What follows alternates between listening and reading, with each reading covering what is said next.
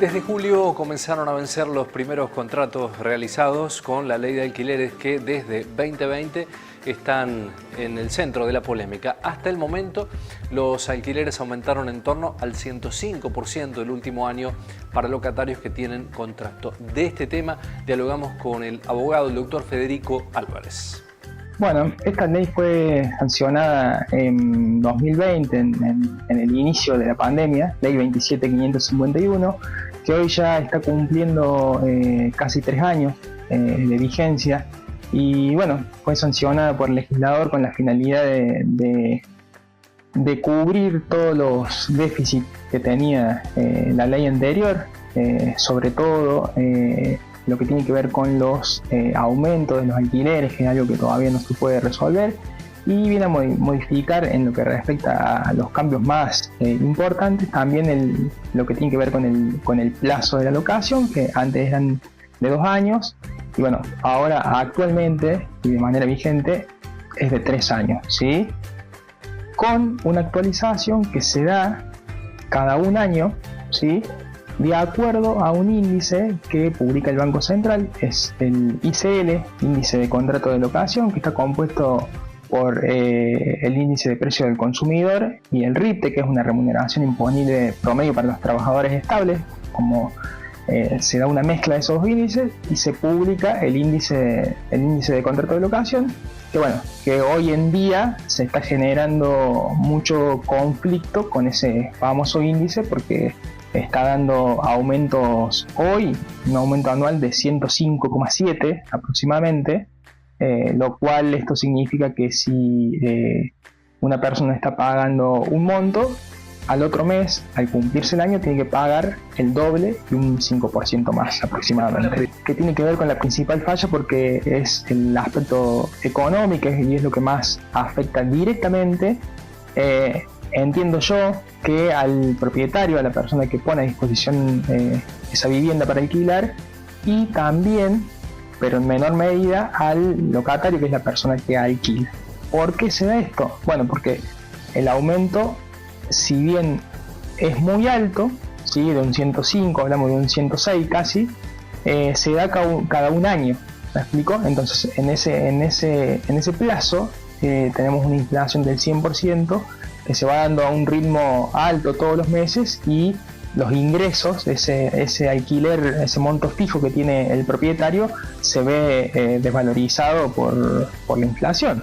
Y con respecto al locatario, tiene el problema de que su salario no va en sintonía con esos aumentos. Entonces, bueno, de un momento para otro, de un mes para otro, cuando se cumple el plazo de 1 año, ese aumento es muy abusivo de un mes para el otro. Eso lleva al no ser rentable para el propietario.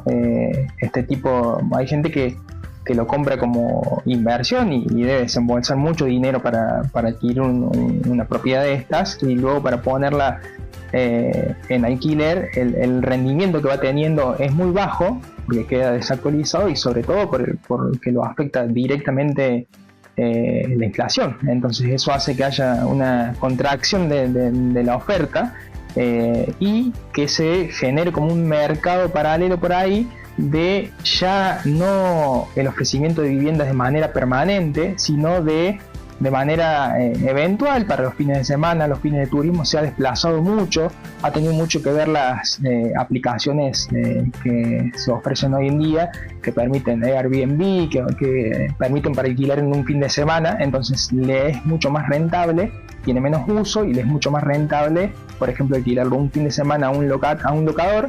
Y bueno, eso afecta a las personas que quieren alquilar. Y bueno, también en propiedades por ahí muy valiosas se está viendo, obviamente, insisto, en un mercado paralelo, que hay alquiler ya directamente pactado en un tipo de cambio, o sea, en moneda extranjera, en dólares.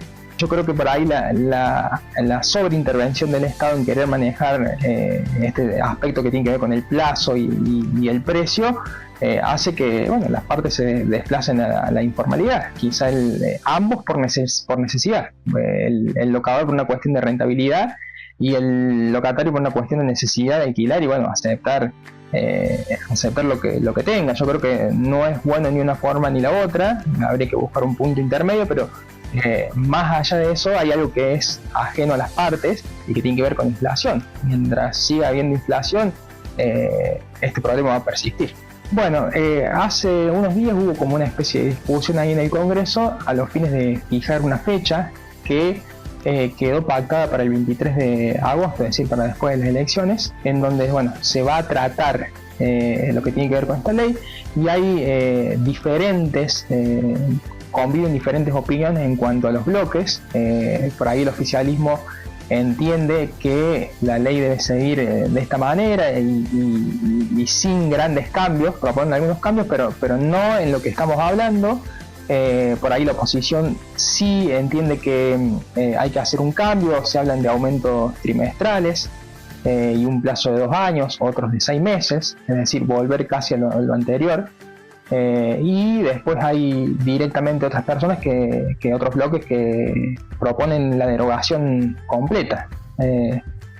Eso es más o menos el panorama que se viene dando, pero que bueno, se postergó para el 23 porque es una cuestión que no es para nada sencilla, porque la ley puede estar muy bien redactada, pero tenemos un contexto económico e inflacionario que no va a dejar que tenga un buen puerto. Por ahí los costos hoy en día son elevados, y bueno, las tasas de interés que ofrecen los bancos, sobre todo los bancos hipotecarios, que tienen la función de cumplir con esto, no pueden, porque imagínate que una tasa pasiva que hoy paga el banco es de un 8% y tiene que prestar en una tasa mucho más alta, con todos los costos que ello conlleva, debería ser por lo menos un 10 o más. Y bueno, después tenemos por ahí lo que tiene que ver con lo que está atado a los UVA, que son esos créditos, pero bueno, también se han presentado para muchos conflictos también, así que bueno, la situación no es para nada fácil, pero sí, en definitiva hay un déficit habitacional que genera también este tipo de problemas que coopera sin dudas. Nos vamos a la pausa, segunda y última en el programa. A la vuelta vamos a estar hablando del trámite de renovación del DNI. Ya venimos.